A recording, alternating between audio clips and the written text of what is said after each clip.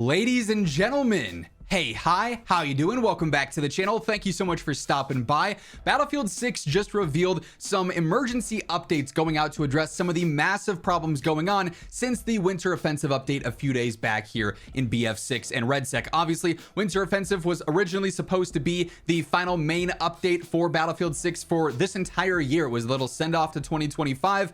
Unfortunately, though, this update caused issue after issue after issue. We've covered a lot of them in the past few days, but now Battlefield has gone through in-depth, detailed, some of them now planned on being updated, having already been updated over the course of the past 24 or 48 hours, and then also what's going to be fixed here in the very near future as well. So we've got this whole article to break down here today. Battlefield 6 community update, Winter Offensive launch, and player feedback. We got quite a bit to go through and break down. With this week's release of the Winter Offensive update, many of you jumped in right away, shared your impressions, and highlighted issues and unexpected behaviors. Thank you for the detailed feedback. It helps us move fast and stay focused on what matters most. We want to give you guys a clear status update on the issues we're tracking, the work that's already been completed, and our near-term and future plans. The team has been reviewing all reports since this update, including items related to breakthrough, the firing range, portal, the main menu, and performance topics such as micro-stuttering on PC, along with several other issues. So like the main problems going on with this update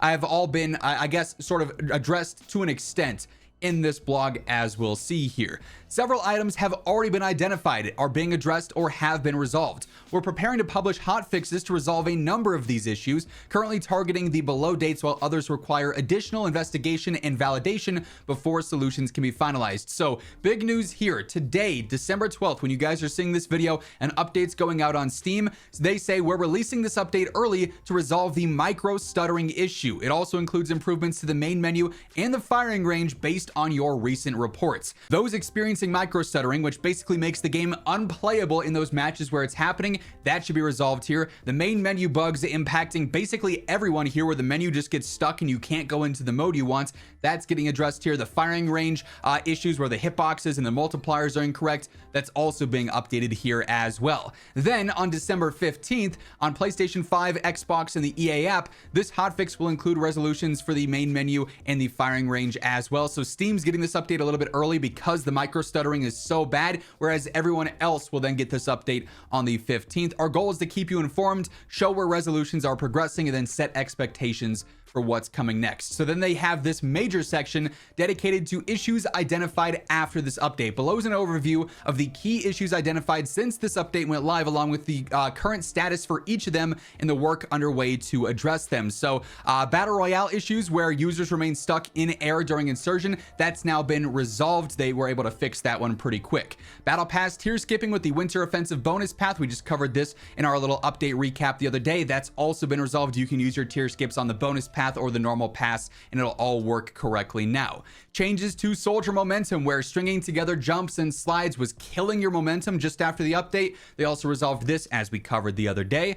Daily challenge rewards have also been resolved. The XP reward for daily challenges was unintentionally reduced by a decent bit there, 5,000 to 3,500. That's been resolved. It's now back to the original value there. The conquest ticket count is back up to 1,200 instead of 1,000, as we've previously discussed. The main menu navigation, obviously, as they just mentioned a bit further up, the resolution is underway via the hotfix, with players experiencing that hard lock on the bulletin panel, and they have to restart their game to actually fix it. The micro stuttering taking place at set intervals, resolution underway via hotfix yet again. The firing range damage display and target hit detection underway via hotfix, as they mentioned. Now, we also have several resolutions in development for other issues, including bot stat tracking here. Earlier this year, we removed bot kills from player stats, but encountered a related issue that prevented us from removing deaths in the same way. This resulted in inconsistencies on the stats page, and while we work on the underlying bug, we have temporarily re-enabled bot kills to keep our values aligned. Our goal is to fully resolve this issue in some future updates, and we're currently investigating improvements to the profile page that allow customization of what stats you actually want to show, so you can say, okay, I want all my bot kills and bot deaths to show, or I just want my normal player kills and player deaths to show there.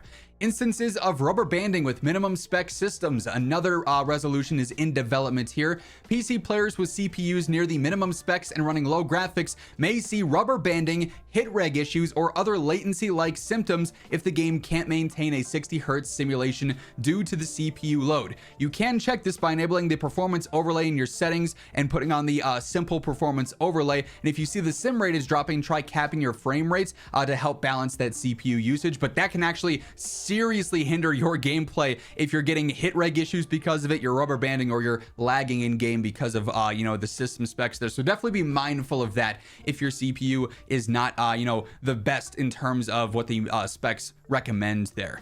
Community feedback has its whole section as well. We've been reviewing your feedback around changes with this update. I want to highlight some main themes that we're seeing with this. So in Breakthrough, they say, following the update notes, many of you shared concerns that the increase in attacker vehicles make certain maps difficult to defend, especially with fewer players per team, and that additional anti-vehicle options might be needed. We also heard strong sentiment around player count and pacing, with some players preferring the intensity of 64-player Breakthrough or map-specific player counts. Players also pointed out that the objective placement and sector flow can contribute to the imbalance on certain maps, and that improving defender access or reducing earlier attacker momentum may be more impactful than vehicle changes alone. Finally, we saw reports of new vehicles spawning while earlier ones were still active, which led to even more pressure on defenders. We've rolled out a resolution yesterday as a part of the ongoing tuning, and will continue to monitor for new occurrences. Your feedback continues to guide the direction of the Breakthrough improvements. With vehicles here, they say, we've also heard concerns about tanks taking unintended damage in specific situations, and we have addressed this in an update by fixing cases where projectile interactions were not behaving as expected. We've also heard that armored vehicles could sometimes take inconsistent damage depending on the angle, so we updated the damage zones to improve reliability there. In Breakthrough, we heard how vehicle availability and flow affected attacker momentum, and several maps now have been adjusted to support clearer pacing across sectors. We also fixed an issue where vehicle-mounted machine guns would occasionally fail to register damage, improving the responsiveness of gunner seats. We also have seen a growing amount of feedback around air-to-air combat. In response, we are reviewing targeted changes to improve these encounters early next year, so this will be a 2026 update. We plan to reduce jet cannon damage to increase the average life expectancy for jet pilots. Beyond Season 1, we are investigating a dedicated air radar system that'll help with visibility and situational awareness during those engagements. Once again, we appreciate all the feedback. They then close this with the next steps section.